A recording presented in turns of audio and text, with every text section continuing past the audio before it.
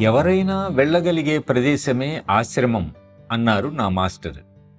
నిజమే. అయితే ఏమి చేయటానికి అక్కడికి వెళ్ళాలి?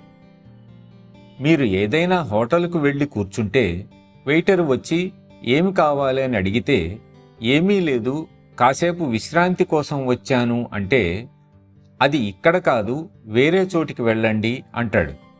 అలాగే ఆశ్రమానికి వెళితే ధ్యానం చేసుకోవాలి లేదా ఆశ్రమం శుభ్రంగా ఉంచటానికి సేవ చెయ్యాలి.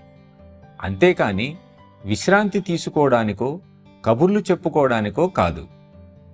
అక్కడ దివ్యశక్తి నింపబడి ఉంటుంది. దాన్ని పాడు చేయటానికి ప్రయత్నిస్తే అది వదిలించుకోలేని సంస్కారంగా మారిపోతుంది.